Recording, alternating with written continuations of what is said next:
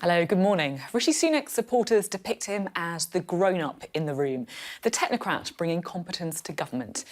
And yet British politics seems anything but. Inflation soaring, the NHS on the brink, nurses, teachers, railway strikers and postal workers all going on strike.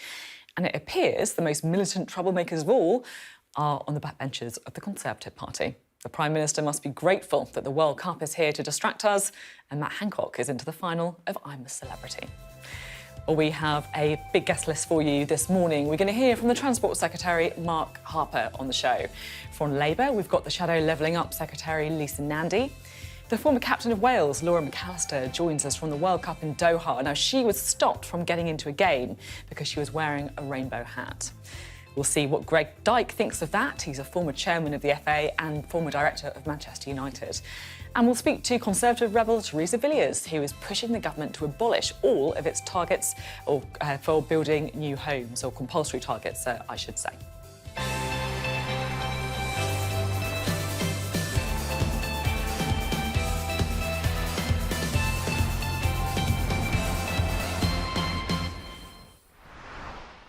Hello, good morning. Well, Westminster has certainly calmed down a bit from the roller coaster of a few months ago, but things are still far from normal, whether it's inflation, strikes, pressure on the NHS or the war in Ukraine.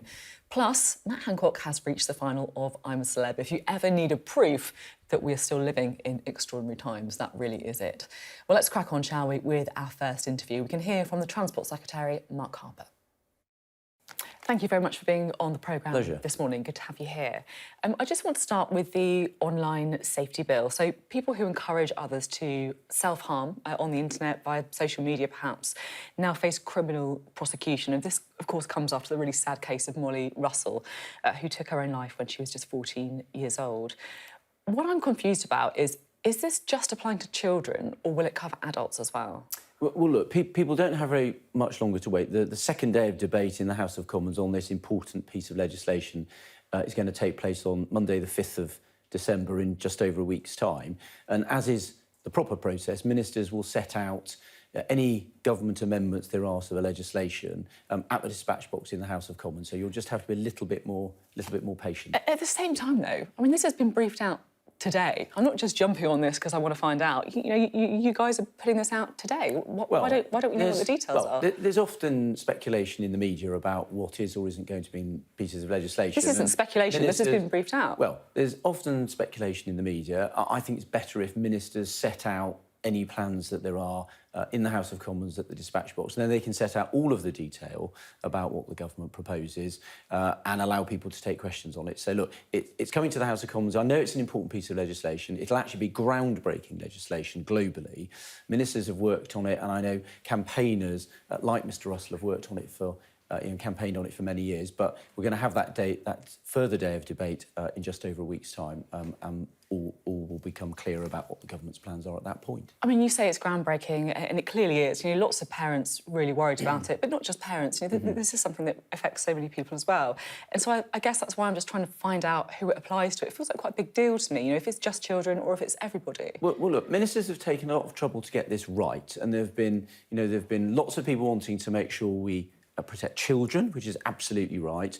And then there have, of course, been people who are very concerned about getting the balance right about free speech. So ministers have taken the trouble to listen to people's concerns and to get those right. And they'll set out the decisions that the government's made in Parliament in just over a week's time, so people don't have long to wait. You're talking there about people's concerns over free speech. I mean, Kemi Badenoch, for example, your own cabinet colleague, saying over the summer we should not be legislating for hurt feelings. There's worry about this on the Conservative side, right? Well, look, there's been a debate amongst lots of people about getting the balance right. Legislation, on these sort of difficult subjects, there are no easy answers. It's about balancing different things that you have to be concerned about. Protecting children is very clearly what the government wants to do. And then it's dealing with the other issues, but making sure that you don't clamp down on free speech. So there's a balance to strike there. And as I said, the government will set out, where we've made decisions in just over a week's time in Parliament. The legislation comes back for a further.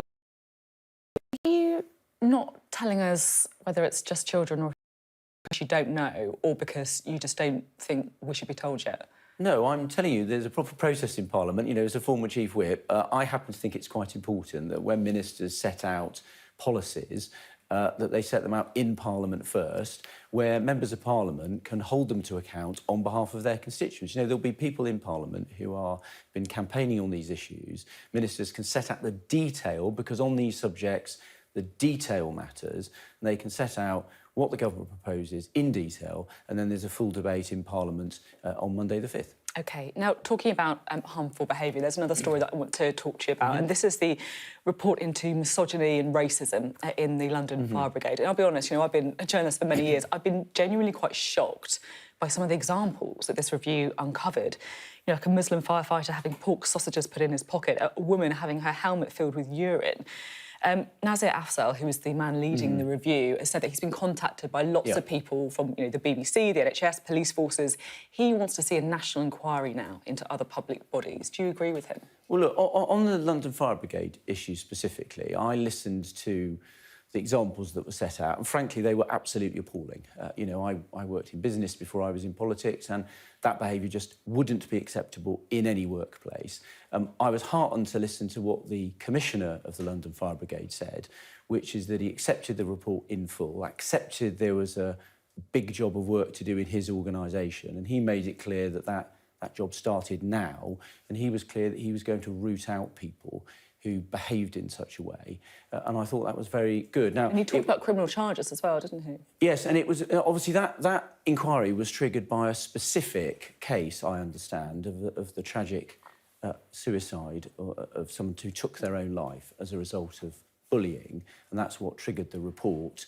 I don't know of any similar examples elsewhere. So I think, look, the important thing here is I've listened to what was set out in that report. There's clearly some real issues in the London Fire Brigade, but the leadership of the London Fire Brigade, the Commissioner, has made it very clear that he's going to accept all the recommendations in full, and he's going to make it his mission to sort out that organisation. And that's the sort of leadership I think that you want when issues are identified. I guess my question about widening it out is because it feels like, you know, whenever we start lifting up stones, whether it's in the London Fire Brigade, whether it's in the Met Police, this kind of thing is uncovered. Shouldn't we start effectively turning up more stones elsewhere? Well, look, I think one thing that comes through very clearly from this, and that came through from the Commissioner's reply, is a lot of these things are about leadership.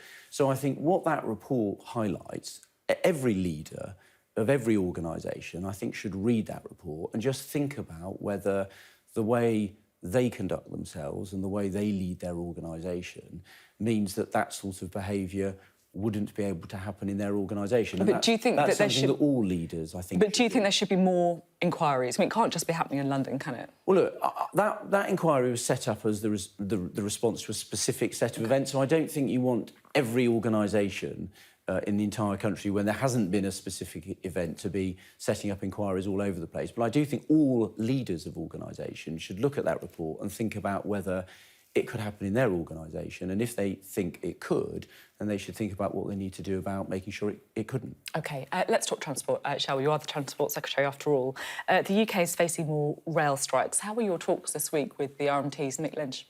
Well, look, if I just said it in context, I think the difference with the rails situation, the rail dispute and the strikes that have arisen is that this is a long-running dispute, far too long-running, actually. And what this is about modernising the railways. So there are a lot of practices in the railways that we don't see elsewhere. You know, we don't have, for example, a railway that runs properly on 7 days. It depends on lots of goodwill from workers coming in on days that are what are called rest days. So what we're trying to do is modernise the railway, make it more efficient and make it more flexible to deal with what passengers need. That's the important thing, what passengers need. That then frees up savings, and those savings will then be available to help give workers a pay rise and also free up some money that can then go back to the taxpayer, which is having to subsidise the rail industry. So that's what the negotiations between employers and trade unions are about. Originally when I met Mr Lynch and Mr Ward from the TSSA this week was to just try and help move that process. So my job, I think, is to encourage the two sides in the negotiations to reach a conclusion. It's not my job to do the negotiations, but I'm very happy on behalf of the public to do what I can to get us to a resolution of the dispute. So how were the talks then? They can't have been that great because the strike's still going ahead. Well, look, I think it was the first time I'd met Mr Lynch and Mr Ward, and we had very sensible discussions, very constructive. That's what I thought, that's what he thought. How do you know it's what he thought? Well, because he came out onto the steps of the department after the meeting and that's what he said. So I'll take him at his word at face value. We had a very constructive conversation and I want to see the trade unions get back around the table, and I hope we can make enough progress so that they would feel able to call off those strikes. I know how damaging they are for passengers, also not just for passengers but for all those businesses. I'm very struck by the hospitality industry, how important Christmas is for the hospitality industry. You know, I stood up for the hospitality industry last Christmas when there were rumours, you know, people wanted to close down the country again. The Prime Minister, when he was Chancellor, stood up for the hospitality industry, and we want to protect them, which is why we want to see an end to this dispute. You mentioned there are obviously strikes going on elsewhere. I know there's a specific situation, as you say, with rail workers, but they obviously want to see a pay rise as well. Do you think public sector workers should expect to see their pay keep up with inflation? Well, look, I can understand why that's what people want to achieve, but I think we do have to set it in context. So we're facing a very difficult economic situation. There's the getting the economy back on track after the pandemic. There's the war in Ukraine. It's worth remembering that the economy, the amount we're spending on dealing with higher energy prices, it's the equivalent of a whole new National Health Service, right? So that's the economic context. We had an autumn statement where we got the public finances back on track, stabilise the economic situation. We're seeing interest rates now not having to rise as much as they would otherwise have to do. That is the context. So I think we want to make sure people have pay rises, but they've got to be pay rises that are affordable for the public sector and in the wider economic context. So are you effectively saying then that an inflation-matching pay rise is unaffordable in the public sector? Yes, I think inflation-matching or inflation-busting pay rises are unaffordable, and I think we want to try and give all the workers in the public sector who work very hard decent pay rises, but they can't be inflation-busting pay rises. There simply isn't the money to pay for those. But at the same time, given the context. And by the way, we haven't seen those in the private sector either. The private sector pay rises have generally been settled below the level of inflation as well, which I accept is difficult for people, but there is just some honesty, I think, you go straight with people about the economic context the country faces. At the same time, in the autumn statement, we did see some inflation-matching increases in people's incomes. So if you're looking at, for example, pensions, they're going to rise in line with inflation. Benefits too, including out-of-work benefits. You know, if it's good enough for people who are not working, why isn't it good enough for people who are working? Well, look, we made a commitment in the manifesto about the triple lock for pensions, which you remember we suspended for 1 year when there were some anomalies in the statistics, and it was important to put that back. And of course, pensioners have no ability to alter their hours or take any steps to increase their income. And of course, most of the people who are on benefits, people on universal credit, for example, a huge proportion of them, of course, aren't working. Which is why I specifically talked about out-of-work And they're benefits. working on low wages often, and working incredibly hard to put food on the table. And they're, of course, on the lowest incomes. And it's the other reason, of course, why the national living wage is going up significantly. That'll give a £1,600 pay rise, I think, to those who are on the lowest incomes but working hard. OK. And those are the steps the government can take. But you've got to be honest with people.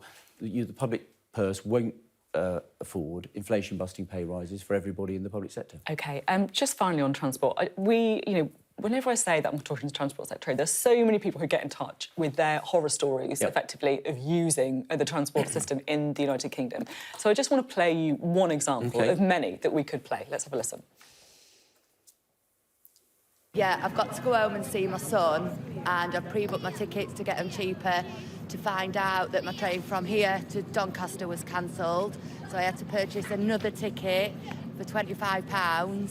And then when I got to the station this morning at Andover, I found out that my train from Andover to London Waterloo had been cancelled. So now I've got a 2-hour wait between trains, and I've had to fork out an extra £60. Oh. I mean, I just want to play this because everyone's going to have a story like this. You know, is our rail system really fit for purpose? Look, I completely sympathise with that woman and her experience. I've had experiences like that myself. Part of the point, I think, actually, all those stories absolutely back up the case for reform, workforce reform and modernising how our railways operate. I mean, at the moment, we're far too dependent on, expecting drivers to work on their rest days. We need a proper 7-day railway that works efficiently 7 days a week, that people can count on for their important appointments, whether it's for family visits like that lady there, or for going to work. OK. Now, just before we move on to a little bit more detail on the Conservative Party, just quickly, on Manston, the immigration centre, we have had, of course, reports of someone very sadly dying from diphtheria. Has enough care been taken there? Well, look, we take the care of people, the welfare of people in our care very seriously. I know the UK Health Security Agency has been working very closely with the NHS, and my understanding is the numbers, of course, at Manston have now been brought back down to the proper levels. On the diphtheria issue, there's extremely low risk to the wider community. That's a disease which, of course, the vaccination for which is in the standard childhood vaccination package. So the Health Security Agency... But is care... What about people in these centres? You know, has enough care been taken of them and their health? We take the welfare of people in our care very seriously. My understanding is those cases were people who had that disease before they came to the United Kingdom. And, of course, as I said, the Health Security Agency is working very closely with the NHS to make sure we look after the people that have been identified with diphtheria, to make sure that they get the treatment and care that they need. And if they're identified, are they then tracked? Do we keep tabs on them? Well, the appropriate steps will be taken by the Health Security Agency. The point of getting the Health Security Agency involved is to make sure we take the proper steps, both to protect the individuals, but also to make sure that we look after the wider community. Now, Rishi Sunak has been in power for just a matter of weeks, I guess, and so far it's been pretty steady as he goes, nothing to rock the markets. One Conservative source telling The Times on Saturday that boring is the new sexy. Is it? Well, look, I think what he's about is a government that's grown up, that grips the issues that people are concerned about and gets on with governing. I mean, look, I accept that the summer was difficult, and I think what we need to do is get our heads down, grip the issues that people are concerned about, like that lady and the issues she's got about the rail service. That's what I'm doing as the Transport Secretary, gripping the issues, dealing with them, and having a government that people think is on top of the issues of the day and getting on with sorting them out for the public at home. The only issue is there hasn't really been anything to move the dial either. I just want to have a look at the latest poll tracker. This is the YouGov tracker poll. And, there has been a bit of a narrowing, you can see, in the polls, but it's nowhere near the levels that you need if you were going to have a chance of winning the next election. I mean, is boring just the new boring? Well, look, I think if we're being realistic about it, you're not going to turn things around overnight. I think, to be fair to the public, after the events of the summer, want to see a period of sensible, grown-up government. And if I look at how the two party leaders rate up between Rishi Sunak and Keir Starmer, I think Rishi Sunak has very strong ratings on dealing with the economic challenge. Miles behind Labour, and also, that's the party thing, but the ratings of the Prime Minister are actually ahead of the Leader of the Opposition. So I think that means, I think people are prepared to listen to what we've got to say. But not everyone shares your point of view, But they're going to be sceptical. People are going to be sceptical about it, and that's fine. Including we're going to have to demonstrate grown-up, competent government, and that's how we'll win people back ahead of the next election. There's scepticism in your own party as well, though, isn't there? Esther McVeigh saying the autumn statement was the final nail in the Conservatives' election chances. So John Redwood, I can't believe the Prime Minister will want to fight an election with promises of tax rises and austerity to come. That won't woo the voters back. And just to read out a list of the Conservative MPs who said they're going to stand down at the next election: William Ragg, Chloe Smith, Gary Streeton, Nigel Adams, Charles Walker, Crispin Blunt, Adam Freer, Dehenna Davidson. It's not exactly a glowing vote of confidence from your own side. Well, look, I'd say a couple of things. On the colleagues that are standing down, the reason why those are coming out all in one go now, I mean, it's quite normal that as you get towards an election, various people, for their own reasons, decide they're not going to stand again. But there's a specific deadline in place. Because of the boundary changes, the party's asked colleagues to say whether they're going to stand and set that out before the 5th of December. So, you're going to see those all bunched together. So I don't think there's anything particular to write home about that. On the fact that we face very difficult decisions, I mean, look, the autumn statement was difficult. I think, the Chancellor said a number of times that he was having to take difficult decisions. The point of that is to level with the country about the challenge we face. These are global challenges. A third of the world is going to be facing recession. 2/3 of the developed countries have inflation above 7%, facing exactly the same challenges that we do. What the country wants to know is that they've got a government and a Prime Minister that grips those challenges, takes the decisions that are necessary to get us on a path for long-term growth. And that's what we saw in the autumn statement a couple of weeks ago. Now, You're a former Chief Whip, as you mentioned earlier in the interview. Matt Hancock had the Conservative Whip suspended when he entered the jungle for I'm a Celebrity, but he's now made the final. So if the public forgave him, do you think the Conservative Party should? Should he have the whip restored? Well, look, one thing as the former Chief Whip is that I'm not going to tell the current Chief Whip how to do his job. And look, I still hold the position that I held when I was first asked about Mr Hancock at the beginning. If you're a Member of Parliament and Parliament is sitting, I think your job is to be representing your constituents either in your constituency or in Parliament. I don't think serving Members of Parliament should be taking place in reality television programmes. However well they do on them, I still think they should be doing the job for which they are paid a good salary, which is representing their constituents. And, that's the position I hold. But look, the public's going to make a decision about how that programme shapes up. I mean, I have to confess I haven't been watching it, so I'm not quite fully up to speed with what's been going on. At the same time, though, shouldn't you believe in second chances? I mean, you resigned from Cabinet yourself, didn't you, after it was found that your cleaner didn't have permission to work in the UK. You're now back in the Cabinet. Shouldn't Matt Hancock have a second chance? I think that's a decision for the Chief Whip, and one of the things I respected when I was Chief Whip was that former Chief Whips didn't tell me how to do my job, so I'm going to let the Chief Whip make those decisions, I think, and I think he'll be grateful that I'm not interfering. Understood. Thank you very much for being on the programme. Mark Harper there, Transport Secretary, saying that actually, in his view, inflation matching or inflation busting pay rises in the public sector are unaffordable. Well, it's our chance now to talk to our Deputy Political Editor, Sam Coates, just to try and find out what really stood out to him from our main political interview this morning. Sam, what did you make of Mark Harper? Good morning, Sophie. Well, Mark Harper talked about second chances. Really, the question is whether or not the public are going to end up giving the Conservatives a second chance. What really struck me wasn't one particular newsline out of your interview, though there were many. It was the tone. And Mark Harper, like the wider Rishi Sunak government, is just adopting a much calmer, perhaps understandably, tone when dealing with problems, but it's a lot more managerial. It's a lot less punchy. It's a lot less fighty. It's a lot less. It's not designed to get the kind of the heart pumping and the blood flowing. Essentially, what they're saying is, we know there are big problems now. Give us some time to sort that out, and that's whether that's letting the fire brigade sort themselves out. It's whether it's sorting out the long-running strikes dispute. It's whether there's a sort of calmer attempt to deal with public sector pay. They think a new tone will ultimately go down well with the public, but there isn't much sign of the public buying it yet when it comes to the wider Conservative Party. Indeed, in parts this week, there's just been that smell of death with a number of Tory MPs standing down. Mark Harper rightly says part of that is because of a deadline, but you've got to look at questions why young Conservative MPs with a strong trajectory and a large majority are standing down if they want, if they see the Conservative Party as a party with a future.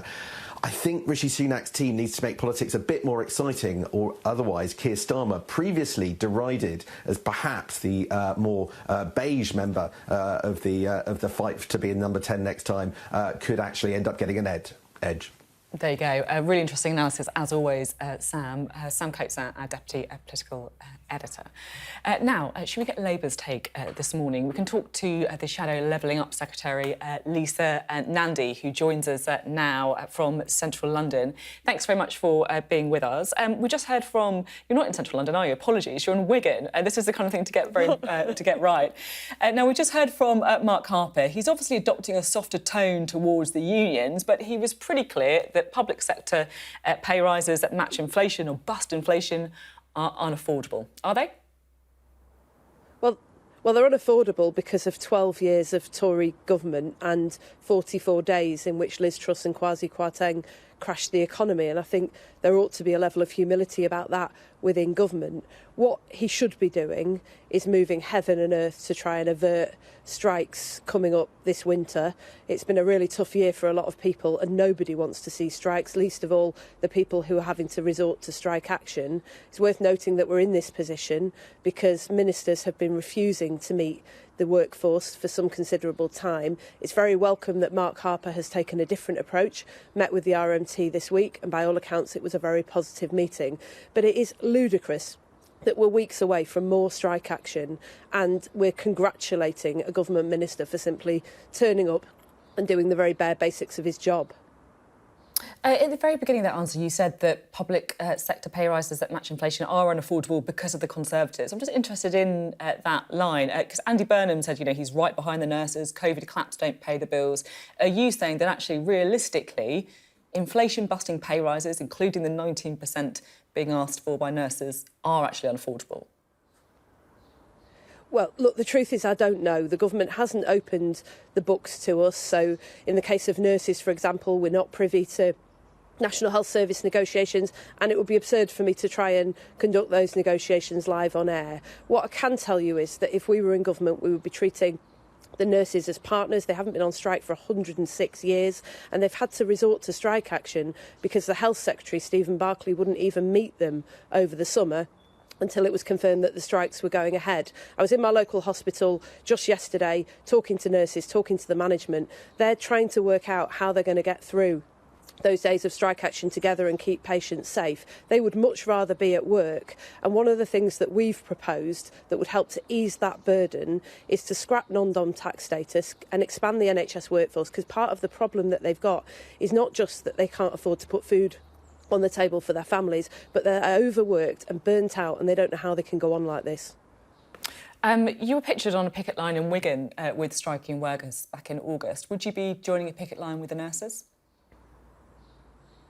I'm not planning to go down to the picket line, because when I spoke to members of the Royal College of Nursing and to the General Secretary of Unison, they left me in no doubt that where they want me is in Parliament doing my job so that they can do theirs. I'm one of the few people in this country who can actually demand that ministers come into Parliament and hold their feet to the fire. We're going to dial up the pressure on government ministers who've been utterly complacent in order to get them round that negotiating table and get a negotiated settlement. It is possible. I know that because I've spoken to nurses across the country, including here in Wigan, in just the last few days. They desperately want to avoid strike action, and they're only here after 106 years because of a government that refused to negotiate with them. The problem in this country is not militant workers, it's a militant government. Now, today you've got some new research out that you say shows that levelling up isn't working. According to your analysis, £568 million has been lost from levelling up funds due to inflation. So does that mean that Labour would like to spend an extra £500 million on levelling up?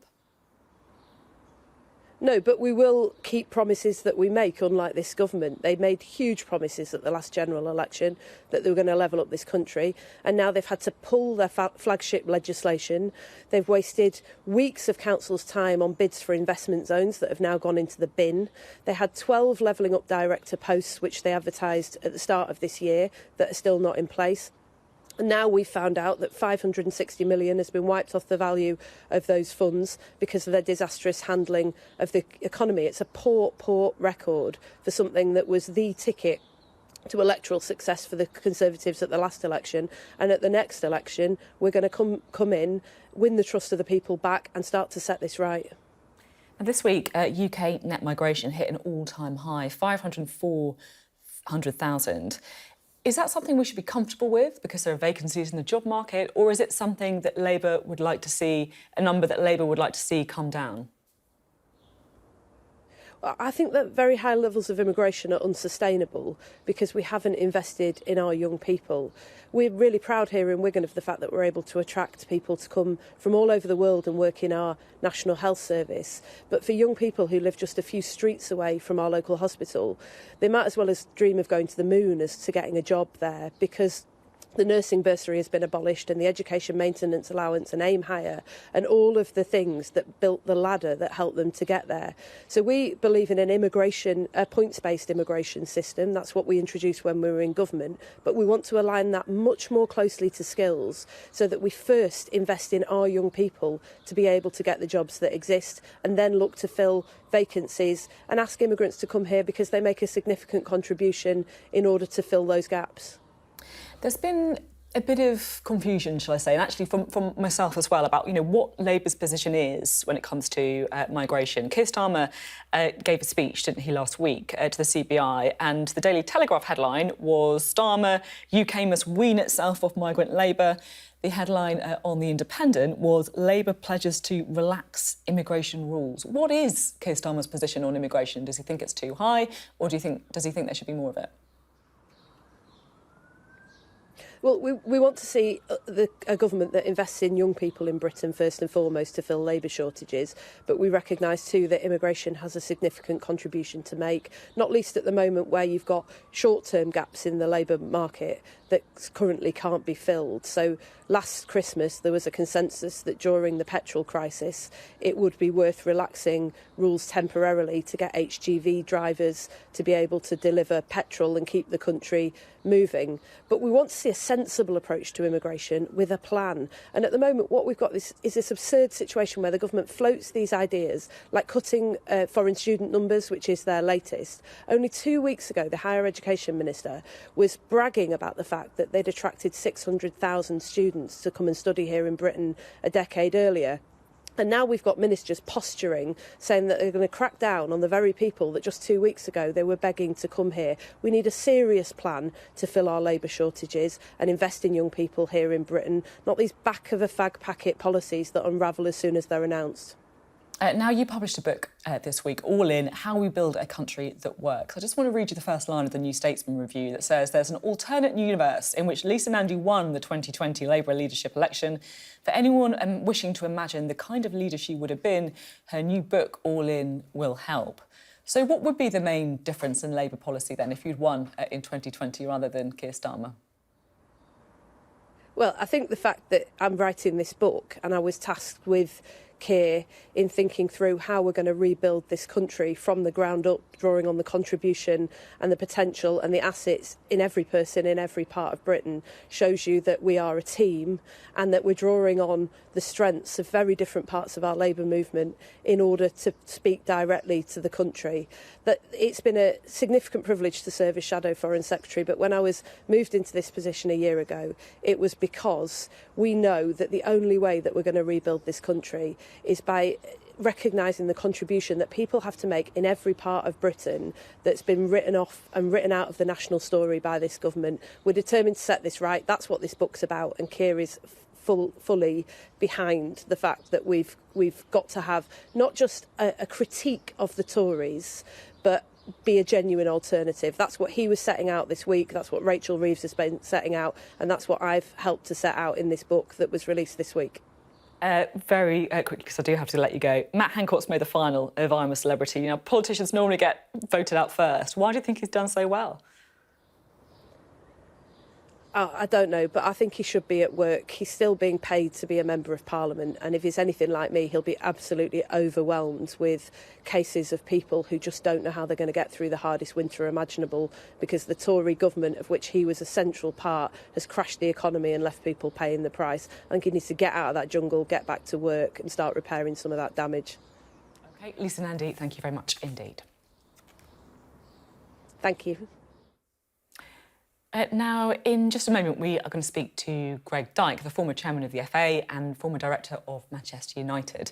Now, that club is, of course, up for sale. I just want to have a quick look at one of the moments of the week. Mr Glazer, why is now the right time to sell Manchester United? Hi, well, as we announced yesterday, the board went through a process and it's decided it's going to look at different strategic alternatives, and that's what we're doing. So, United fans say that you should have sold the club years ago. Well, once again, we've gone through a process. We're going to look at all different strategic alternatives, and we'll see where that leads us. So I appreciate you talking to me tonight, and I'm going to wish everyone a happy Thanksgiving. Cristiano Ronaldo says that you don't care about the club, and thousands of United fans agree with him. Why should they be wrong? Well, I'll tell you about Cristiano Ronaldo. He's a great Manchester United player. I appreciate everything he's done for the club, and I wish him the best luck in the future. Thanks very much. Why did he have to leave the club? Why did he have to leave the club? And now, for more, we're joined now by the former chairman of the FA, Greg Dyke. Lovely to have you on the programme. Good to see you here this Sunday morning. Thanks for coming on. We just heard that doorstep from my colleague James Matthews about Manchester United. Now, of course, you used to be a director of Manchester United before the Glazers took over. I think you warned at the time the takeover wasn't in the interest of the club. Are you pleased to see the back of them? Oh, I think all Manchester United fans will be pleased to see the back of them. I think they've... some of what Cristiano Ronaldo said this week was, I thought, quite interesting, when he basically said, look, going back there after 15 years, the ground has deteriorated, the training ground has deteriorated. I think they haven't spent the money on the club, and they've done it because they've been taking a large amount of money out. Now, having said that, football fans would always want money to stay in the club and not be paid out to shareholders. So, but I think Manchester United fans generally will be celebrating today. I was interested to hear you mention the Ronaldo interview then. You agreed with some of what he said. Well, I thought his point about what's happened to the club over a period of years, I mean, there's no doubt the money has not been invested. I mean, Old Trafford used to be, a ground ahead of its time. It's no longer like that.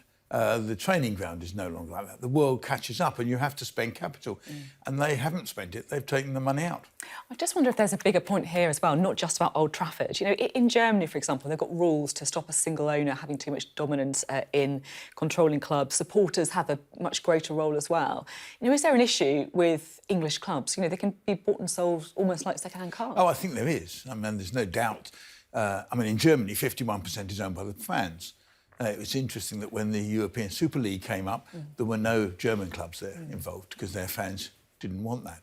I think you've got to look at what's happening to English football and who's buying it. I mean, my position is increasingly the Premier League has become to be dominated by foreign owners, foreign managers, foreign players. And so you think something needs to change. What do you think should change and who should try and Well, bring I think we might be too late, oddly, in terms of ownership. If the Glazers sell the club for £4 or £5 billion, which is what people are talking about, then whoever buys it is going to want some sort of return on their money. They're bound to. But you could change the rules though, right? It's very difficult to change the rules if clubs have changed for that sort of money. How do you change them? The FA can't change them. It would require a law. I think you could say that you could easily make it that there have to be fans' representatives on the board. I think that would be good. I mean, I've been involved with Brentford, which are now a Premier League club, and their fans' representatives on the board.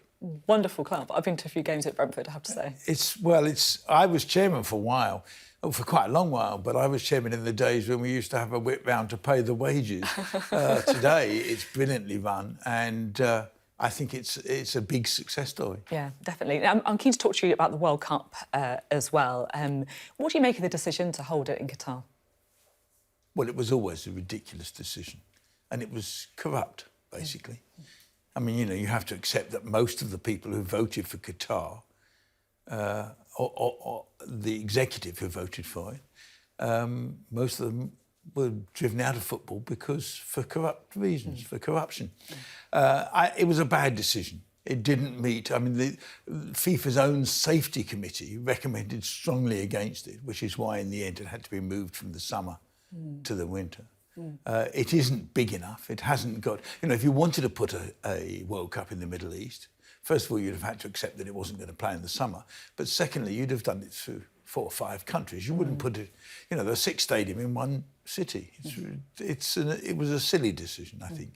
And that's before you get into all the other issues. Yeah, you talk about, obviously, the concerns about women's rights, about LGBT rights as well. Yeah. And we're going to be talking about Laura McAllister shortly, who was ordered to remove her rainbow bucket hat when she went in to watch a Wales game there. I'm just interested in your... Why would they do that? Yeah. I mean, that's just a stupid thing to do, to get a lot of publicity for something that they're embarrassed about anyway. What do you make of the... Because obviously there was a talk, wasn't there, that, Kane and others would wear the rainbow armband. They then backed down because they would get a yellow card for it. What did you make of that? Well, it had to be better organised than it was. If the 6 or 7 European countries that were doing it had all felt so strongly about it, they could have said to FIFA, we're doing this, and if you don't like it, we're all out of here. And FIFA is not a brave organisation, but I mean, if it can pick one off after the other, which is what it did, it wasn't a problem. But I think if the 7 countries, the FAs of those 7 countries, had got together and said, look, this is what we are doing, FIFA would have had to have backed down. Has it spoiled your ability to enjoy the World Cup? Not really. I enjoy watching football. I have watched quite a lot of games. I don't think yet it's a great World Cup, but it's very early days in terms of the football. Yeah. I do think it was a poor decision by FIFA the original decision. And I do think that has tarnished the World Cup this time. And I would think FIFA, who is now under different sort of management, I think FIFA must be just hoping waiting for it to be over so they can get back to normal. And normal will be America and Canada. Is there any team in particular you got your eye on then? Who do you think has got the best chance of winning it? Well, when I was chairman of the FA, I set England the target of winning in Qatar. I don't think that's impossible, although I think the French look pretty dangerous. Yeah. And Brazil look pretty good. Yeah. So you think that it's not impossible then for England to win? Oh, no, I think England, I mean, they had a very good first game, a very average second game, but that's all right. Everybody has an average game. They didn't lose. And I think the manager is very good, and I think they're in with the chance. I think they could well be, they're one of sort of four countries, I think, who could win it. Now, you obviously used to be Director General of the BBC, and just with that hat on, there's been a lot of political debate recently about the licence fee. The current Culture Secretary, Michelle Donnellan, previously dubbed it an unfair tax. Do you think it is? Well, it's always been an unfair tax in the sense that everybody pays the same regardless of how poor or how rich. The problem with the issue with the licence fee, I believe in the public funding of the BBC. Whether you can find a better way than the licence fee is what the discussion needs to be about.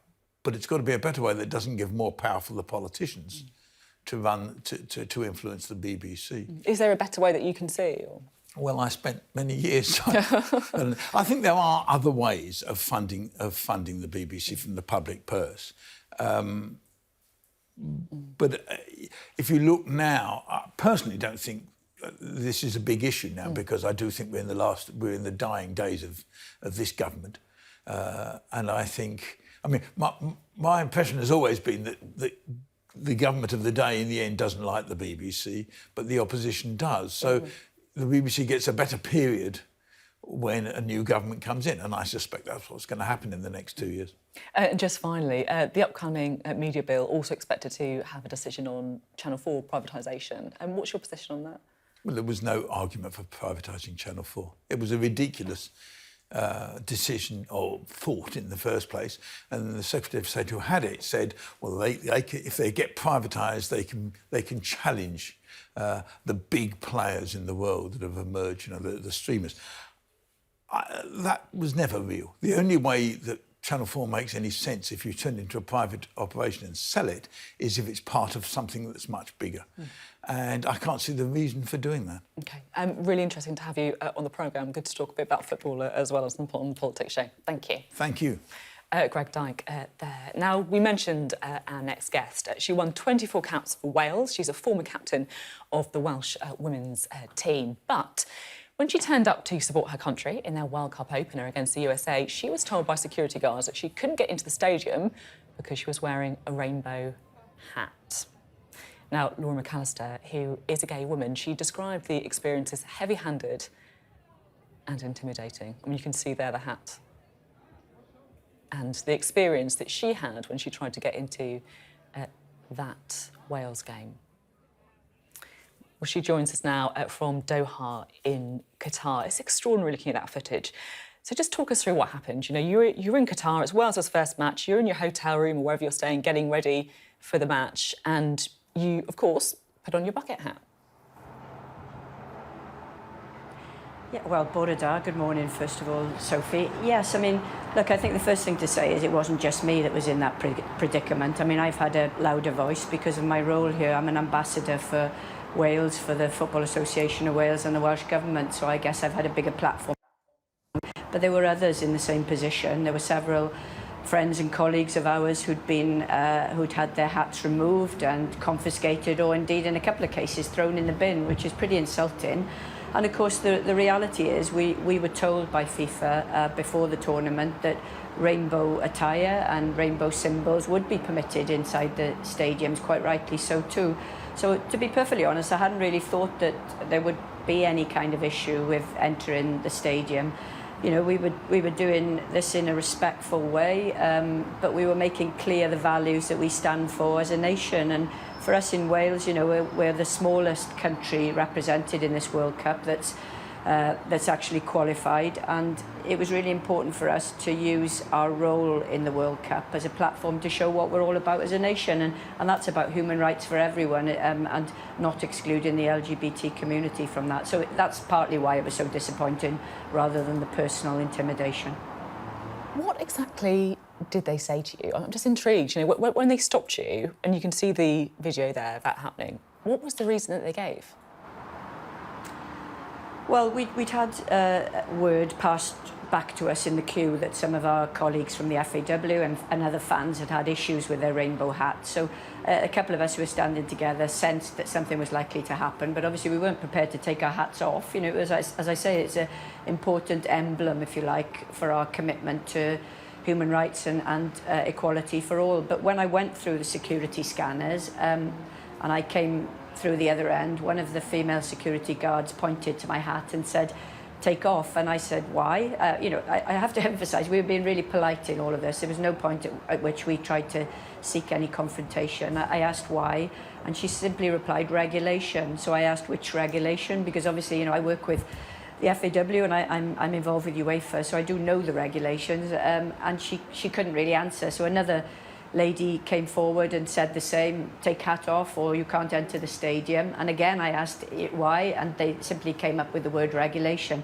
So, I mean, I stood my ground. I just said, "I don't know what you're referring to." But by then, a male, I think he was some kind of security manager, came round and pointed again to the hat and said, "If you don't take that off, you don't come inside the stadium." You say, you know, you obviously did stand your ground, and you are someone who, you know, you're a former captain, you are an ambassador, you're someone in a position of some authority, but it must have felt quite intimidating. Well, it wasn't the best experience I've had of going into a stadium, and you know, I've been, as well as being involved in football, I'm a fan first and foremost. You know, I've been to Wales games since I was a toddler, and it's, you know, it's a pretty unsavoury start to what was the biggest game in our country's history. You know, we haven't been in a World Cup, as you know, for 64 years. So I was looking forward to going in with my friends and my colleagues from the Football Association of Wales to support the national team. So it wasn't ideal, but there's so much else that I think we have to stand up for in a country like Qatar. You know, we know, all of us who are here are horribly compromised by the political regime here. We know that, you know, there have been such dreadful issues around migrant workers. We know that women don't have basic rights as they do in the West. We know as well that LGBT people are criminalised. And so I think, you know, for those of us who live in countries like Wales, where obviously those rights are protected and promoted, you know, it is incumbent on us as well to stand our ground and to show that, you know, LGBT rights are human rights. And the other thing I'd say actually is that, you know, people have said to me, I think mostly we've had great support for our stand, but if anyone was trying to be critical, they've said, you know, are you not disrespecting local cultures and norms here? But I think there's a really important point there, which is this isn't a Qatari World Cup. This is the FIFA World Cup in Qatar, and FIFA is the organising body for this, and they assured everyone that everyone would be welcome, that it was a World Cup for the whole world, whoever they are and whatever their identity, and of course the advice and guidance around rainbow symbols reflected that. So I think, you know, given all of that, it was really important that we stood up to some pretty heavy-handed security within the stadium. It's interesting you talk about people making that argument, and, you know, on this programme, you know, I've asked government ministers about it, and they've said that it's important for people to respect the laws, in their words, of the host country. Do you agree with that assessment, or do you think that the UK government should be a bit stronger, I guess? Well, it's a very delicate balance, isn't it? You know, I think there's an issue over awarding major events to countries that can't guarantee basic human rights. And that's one for FIFA, obviously.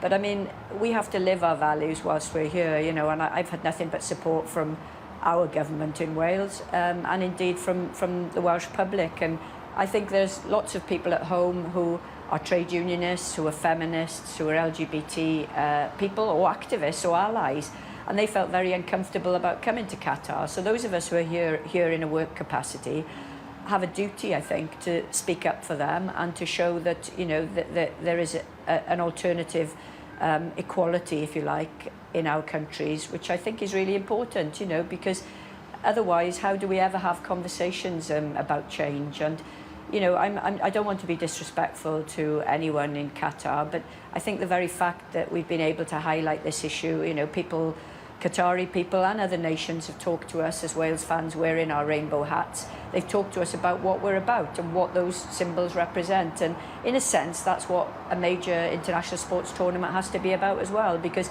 there's no doubt at all in my mind, you know, that it's nonsense to suggest that politics and sport are separate. They're not. And that's the reason why the World Cup is here in the first place, of course. So equally, you can't then remove politics once we come to a state like Qatar and expect us not to be true to the values that are important to us in Wales and of course in England and in other countries which have much more progressive attitudes to this.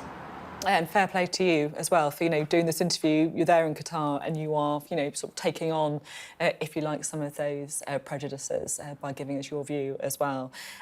Players have been registering their protests in different ways. You had some teams, for example, covering their mouths to show that they couldn't say what they wanted to. But they've stopped short of, you know, wearing the rainbow armband and taking the yellow card as punishment. Do you think there should have been a bit more, I guess, coordinated action? We had Greg Dyke on the programme earlier. He said that, look, if people had been a bit more organised, all of the European teams, for example, coming together saying that they would have worn the rainbow armband, then actually they'd have just had to swallow it.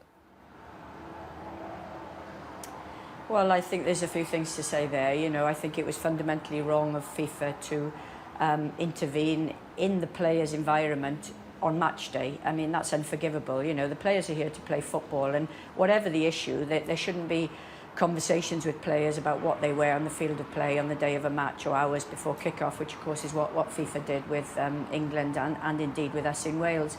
I think we'll have to reflect on this when we get back, you know, because I know that Gareth Bale, the Wales captain, was extremely keen and enthusiastic to wear the One Love armband. You know, he felt it was an important reflection of the stuff that I've been talking about, really, what our nation is all about. But I think, you know, you have to recognise as well that FIFA were threatening beyond red cards. You know, they kept it an open-ended threat, from what I gather, that it could be beyond a yellow card. So who knows how that would have played out? And I think that's fundamentally wrong. You know, it was putting the players in a really invidious position. We'll learn lessons from it, because I think in unity there's strength, and the 7 national associations, those who've got progressive equality approaches, should have probably thought about a plan B or what might happen given we hadn't had a formal response from FIFA about the One Love armbands. But you know, we will reflect on that, certainly in Wales, where these matters are very, very important to us. But I have to say, you know, as a former player myself, on match day, you know, the attention of players should be on the biggest game in their careers. And for those Welsh players, you know, they were the first players to represent Wales in a World Cup for 6 decades. And I know they wanted to do their best on equality issues, but it was very, very wrong of FIFA to put them in that position.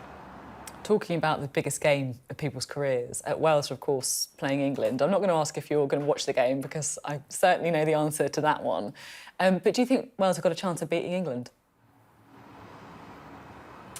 Well, of course we've got a chance, but we're going to have to play a lot better than we've played in the first 2 games. I think the fans they won't be optimistic, but they'll still believe. I've spoken to a lot of my friends who are here who still think that we can get a result against England. We've got to hope, of course, that the Iran-USA game is a draw then. But, you know, we haven't beaten England for a long time, so we're due a win. But, you know, make no mistake, England are a great team. They've got strength in depth. They've got such quality on the bench. And at the moment, we're not firing on all cylinders. But things change very quickly in football. You know, if we go out and put in a performance, yes, we can beat them. But, you know, I think from most Welsh fans' perspectives, it's the performance now. We've been disappointing on the pitch for whatever reason. And I think if we can go out and play well and with real passion and energy against England, I think the result will come. But even if it doesn't come, the fans will be proud of the team and go home, you know, happy that we've shown what we're about on the world stage. Great. Thank you so much for being on the programme today. You know, you've been such a sort of strong voice for equality and for, you know, the values that you clearly hold very dear as well in Qatar. So thank you. Thank you. Good to talk a bit about football on the programme, where football and politics have certainly been colliding in recent weeks. Now back to the pure politics, the Westminster politics, because a big rebellion is brewing on the Levelling Up Bill. More than 50 Conservative MPs have signed an amendment to abolish mandatory housing targets. Now that, of course, could tear up Boris Johnson's manifesto commitment to build 300,000 new houses a year to help ease the housing crisis. Last year, they managed not much more than half of that, with just over 175,000 new builds in England. Well, we're joined now by Theresa Villiers, the Conservative MP behind the amendment. Good to have you on the programme. So what's the idea for the amendment, first of all? The amendment is to return local control over planning decisions to local communities. These targets, I think, are based on 2014 out-of-date population figures. They're disproportionately pushing for delivery in the crowded southeast, and to meet those targets in the southeast, there's a danger that we essentially risk making the same mistakes as the 60s and 70s with high-rise, high-density blocks, greenfield development, all of which would be damaging to our environment and the quality of life of many people. The government's now set to pull the vote completely tomorrow. Do you see that as a victory? I think it is an important victory, and I really welcome the government's decision on that, because they were sending a clear signal that they wanted to look at these issues again, and the Secretary of State has subsequently been out on the airways saying he really understands our concerns and he wants to try and provide some reassurance. So I hope that does happen. And have you been talking to ministers to get the reassurance that you want? Oh, again and again and again over a period of years. And that will obviously continue, because, I mean, we can't continue as we are. I and many of my colleagues have felt like our constituencies are under siege. Of course, we need new homes, but they need to be the right homes in the right places, and they need to be supported by appropriate infrastructure. So in your conversations, have you seen a shift more recently then in the government's attitude on this, do you think? Well, in his public comments, the Secretary of State has repeatedly said that, you know, things do have to change and there needs to be a response to these backbench concerns. It remains to be seen what that response will be. I hope we do see some serious change, because I am gravely concerned about the impact on the environment of these targets and how they're operating at the moment. You've obviously got concerns about the environment, concerns about constituencies like your own, but I just want to read to you from the last manifesto, you know, the manifesto that you stood on. We will continue our progress towards our target of 300,000 homes a year by the mid-2020s. This will see us build at least 1 million more homes of all tenures over the next Parliament in the areas that really need them. Now, you know, as I said in the introduction, you know, last year there was just over 175,000 new houses built in England. That's not much more than half the target. You've got to do something about this, haven't you? Well, removing mandatory targets won't mean that house building grinds to a halt. Actually, local councils were doing fairly well to actually do before something. The introduction of mandatory targets.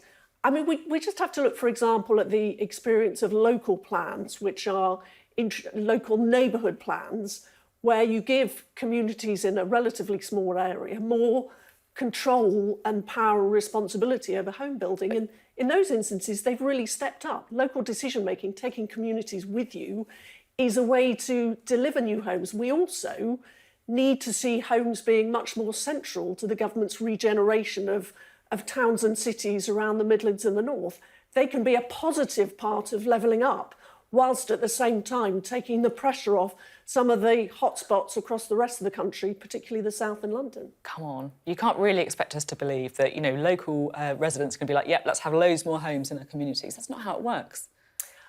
You know, in many instances, of course, local residents will accept new homes, but they have to be supported by appropriate infrastructure, and it's not acceptable where these new homes cause significant environmental damage. We need to get a better balance and a fairer distribution of new homes across different parts of the country. You know, there's so many young people who are struggling to get on the housing ladder. You know, rental prices are soaring.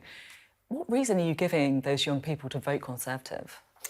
Because the Conservatives are the party that can be trusted on the economy, because we're going to get taxes down, and yes, because we're going to help more people on the housing ladder. We will continue to deliver new homes. That is absolutely the right thing to do, and removing mandatory, centrally set, top-down targets is not going to stop that. It just means that we'll need to take communities with us in terms of housing delivery. So housing is something which is done with the consent of local communities, not done to them. I just want to read you a quote by Sajid Javid, who's written in today's Sunday Times. He says he's dismayed by your amendment, and he says it would put meaningful policy into reverse. We risk creating a generation that turns its back on the politicians who failed them, a generation that, without any capital of its own, becomes resentful of capitalism and capitalists. Has he got a point? I disagree with Sajid's approach. I think future generations won't thank us if we destroy the environment in the cause of building new homes. We can deliver new homes. We can do it in a sustainable way with the consent of local communities. And I think the better way to do that is to remove these top-down targets and give more power, agency and responsibility to local communities. At the minute, it feels like the attack line that Keir Starmer is using again and again on Rishi Sunak is that he's weak. He says it pretty much every Prime Minister's question. If he's pulling legislation because he can't get his own backbenchers like yourself to support it, doesn't that just play into Labour's hands? I don't believe it does. I think the postponement of the vote that was due to happen tomorrow is a sensible decision. It demonstrates a Prime Minister and ministers who are willing to listen to the concerns of backbenchers made on behalf of our constituents. And just finally, while I've got you, Matt Hancock is in the final of I'm a Celebrity. Do you want to see him win? Well, I think it would be great if he won. I have to say, when it first started, I found it very difficult to watch, but he's done fantastically well. I've certainly been voting for him, and I wish him well with the final. Oh, great, I love it. Then we've got a bit of an insight into who's voting for Matt Hancock. Why did you find it difficult to watch at the beginning?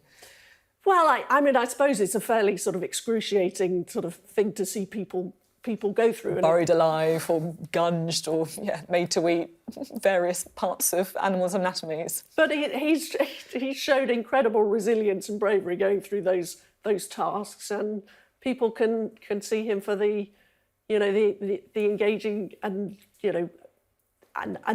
sort of a great human being that he is. OK, thank you very much for being on the programme today. Theresa Villiers there. Well, that is it for this week's Sophy Ridge on Sunday. A real range of stuff on the programme today. In a moment, after the break, we're going to be running through today's interviews, talking about what we learned with our Deputy Political Editor, Sam Coates. We've also got the podcast as well. The Sophy Ridge on Sunday podcast should be available around lunchtime today. That's with me and our political correspondent, Liz Bates. Thanks for joining us this Sunday morning.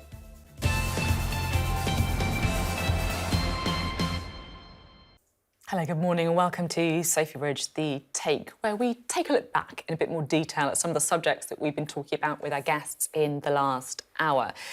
We've been talking lots about politics, of course, transport, whether it's strikes, and lots of lines on that. But we were keen on the programme as well to talk about football with the World Cup, but also the politics behind it too. So we had Laura McAllister, the former captain of the Welsh team, who was actually kicked out of the stadium. Oh, no, sorry, not kicked out, but she had her rainbow bucket hat confiscated when she tried to watch Wales in Doha. And we also spoke to Greg Dyke, the former chairman of the FA, who had some pretty interesting things to say about the World Cup and the decision to hold it in Qatar. Well, let's bring in our Deputy Political Editor, Sam Coates, as usual, shall we? Now, Sam, I'll let our viewers into a little secret. You basically told me not to ask you anything about the World Cup on this programme earlier in the week. And here you are, wanting to talk about Greg Dyke. What's going on?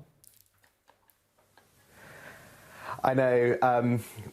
Well, look, Sophie, let's put it like this. There are two, effectively, reality TV gruesome spectacles at the moment. And to be honest, as you say, I'm actually not watching either of them. One of them you've been talking about all the way through the show, and that's Matt Hancock on I'm a Celebrity, Get Me Out of Here. And I haven't watched him do any of those trials.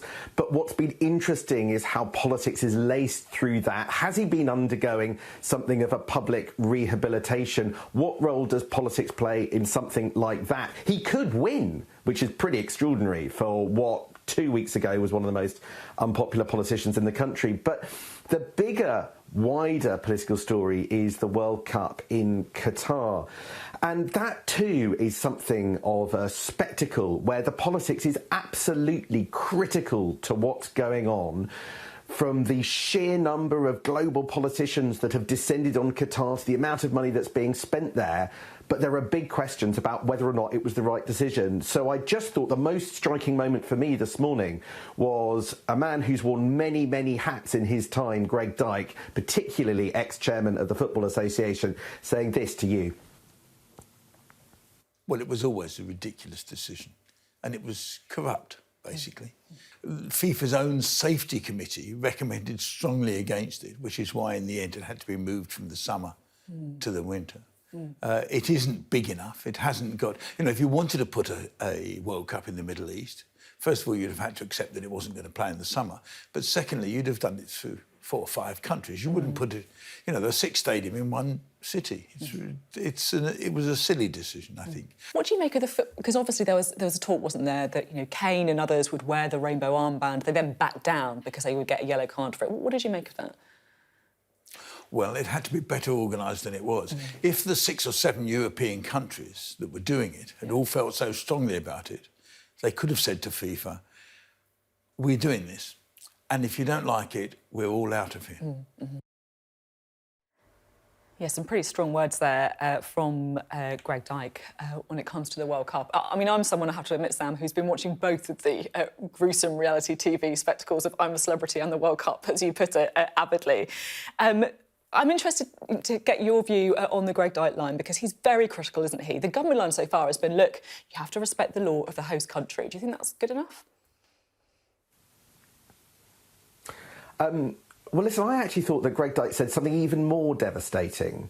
He said that the England side, that other significant countries could have done more to stand up to the Qatari authorities over the business of wearing the rainbow armband. In effect, they had more leverage than they used to stand up to the Qataris. But by implication, he said they chose not really to go toe-to-toe with the Qatari authorities.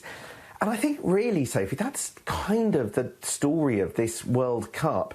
When you look at actually what's going on out there, and there's a fascinating piece in the Sunday Times today, it talks about the US Secretary of State, the British Foreign Secretary, flying out with congressmen, with MPs in order to have political talks and kind of big up Qatar when you're out there. It talks about how the British Council, a sort of arm of the British government, is advertising the UK, about how Britain's more than just about fish and chips out there because it wants to present a good face to Qatari investors, and how critical Qatar is when it comes to the Middle East. The bottom line is, Sophie, that whether it was the original decision in the first place to hand the World Cup to Qatar, or whether it's the way that those kind of protests that have fizzled out have been handled, actually, for all of the warm words, for all of the for the good wishes and the virtual signalling, people aren't really standing up to Qatar. They're letting it do what the Qatari World Cup was always designed to do, which is to promote that country, warts and all, on the world stage and make it a more important global centre. So, yes, there's kind of complaining around the edges, but nobody is actually standing up to them. And so quite a lot of what seems to be going out there is hollow words because we don't want to use the leverage that we have. Yeah, it does seem quite extraordinary, doesn't it? Where you get mega stars like Gareth Bale or Harry Kane saying, yes, we want to wear the One Love armband, and yet not, for whatever reason, feeling that they're able to do it. Sam, always good to talk to you about football. More football questions to come on the show for you. There was lots of other things on the programme today that was more pure politics, I guess, more Westminster politics. And the Shadow Levelling Up Secretary, Lisa Nandy, was one of those who joined us this morning. I talked to her about strikes and whether or not she thought the pay rises that unions are asking for are affordable or not. Just to give you the context for this, it came off the back of the Mark Harper interview, the Transport Secretary, where he said that inflation matching or inflation busting pay rises are not affordable. Look, the truth is I don't know. The government hasn't opened the books to us. So in the case of nurses, for example, we're not privy to National Health Service negotiations, and it would be absurd for me to try and conduct those negotiations live on air. What I can tell you is that if we were in government, we would be treating the nurses as partners. They haven't been on strike for 106 years, and they've had to resort to strike action because the Health Secretary, Stephen Barclay, wouldn't even meet them over the summer until it was confirmed that the strikes were going ahead. Lisa Nandy there on the strikes. Let's bring Sam back in. It feels to me like Labour is walking a very careful tightrope here. They want to show that they're on the side of workers who are obviously grappling with rising inflation, that they feel their pay packets aren't keeping up with. But they're not, in any interviews, committing to backing the actual pay rises, the nuts and bolts of why they're going on strike. I think that's absolutely right, Sophie. And there's a much bigger picture here, and it's a shift from a Labour Party that really smells an opportunity to get into power and wants to close down many of the lines of attack by the Conservatives. I just thought it was so important to hear Lisa Nandy say two things. Well, important to note that the Labour Party are doing these two things. The first is to say very, very bluntly, we cannot say at this stage we would give public sector nurses, public sector workers inflation-linked pay rises. Labour is not saying that, and that's very, very important. It might be the position that the unions want them to, it might be the position that the public expect them to take, but they're saying no, for the very clear purpose that they think they need to be better trusted with people's money, with public money, than they were perhaps in the Jeremy Corbyn days. And then you had Lisa Nandy, who herself had been on the picket front line, had joined strikes, saying she too wasn't going to join the nurses on the picket front line. And all of this, I think, is part of Labour thinking it needs to shut down possible Tory lines of attack ahead of the next election. And there was another one this morning, and that was Lisa Nandy saying that there wasn't going to be a bonanza on immigration if Labour comes in. They weren't going to allow lots of people in. Instead, they were going to try and find ways of better using British workers for British jobs, in effect, that Gordon Brown slogan, they don't repeat that, but essentially looking ways of better using the domestic workforce in order to fill gaps in the labour market. These things are all part of a very concerted attempt by the Labour Party, by Keir Starmer, to say things that they think the public want to hear and to shut down effectively differences with the Conservative Party. They're all basically Tory positions, those three things. Don't join the picket lines, don't offer public sector workers inflation-linked pay rises, and don't open the floodgates to immigration to deal with the job market vacancies that businesses say that there are. And by really matching Tory positions, bluntly, that's what it is. That's one of the things that Keir Starmer is doing now in this phase of his leadership of the Labour Party to try and get into power. Really interesting to see. You can definitely see, as you say, the tactics coming into play as that election and the possibility of power starts to become something that they see as a realistic proposition. Sam, always good to hear your analysis. We'll have more from Sam after the break, when we are going to be hearing a little bit more from Mark Harper, the Transport Secretary, who was our main government interview today. Hello, welcome back to Sophy Ridge on Sunday, The Take, where we take a pause, take you back through some of the most interesting parts of the morning's interviews, and we get some analysis from our Deputy Political Editor, Sam Coates. Now, we've been talking a lot about football, but one of the other really big subjects that we're covering this morning has been public sector pay. Lots of strikes, of course, a wave of strikes, as the newspapers will put it, coming this winter. And the Transport Secretary, Mark Harper, had some pretty strong words to say about public sector workers who are asking for a pay rise linked to inflation. Let's have a listen to what he said. I think inflation matching or inflation busting pay rises are unaffordable, and I think we want to try and give all the workers in the public sector who work very hard decent pay rises, but they can't be inflation busting pay rises. There simply isn't the money to pay for those. But at the same time, given the context. And by the way, we haven't seen those in the private sector either. Mark Harper there being very clear that he thinks that they are unaffordable. But let's bring Sam Coates in, shall we? You heard there the Transport Secretary saying, look, we've got to be honest with people, inflation-busting pay rises are unaffordable. Where do you think the kind of public mood is on this? Well, I think that there is quite a lot of public sympathy for individual, particularly nurses and some of the other medical professionals. But sympathy for strikes does go down, isn't there for every single profession. But we were talking just before the break, Sophie, about how Labour basically has the same position as the Conservatives there, which is not to promise inflation-busting public sector pay rises for anybody. And there's a secret basically, about this debate. There's a thing that politicians know that they think the public haven't quite caught on to, and it's one of the reasons why both the main political parties are acting as they are. And it's buried in some of the documents that were released alongside the autumn statement that Jeremy Hunt did about 10 days ago. And in that statement, Jeremy Hunt revealed that the Office of Budget Responsibility sees inflation around about 10% now, as prices going up 10% a year. And that's why there's all this demand for a big public sector pay increase.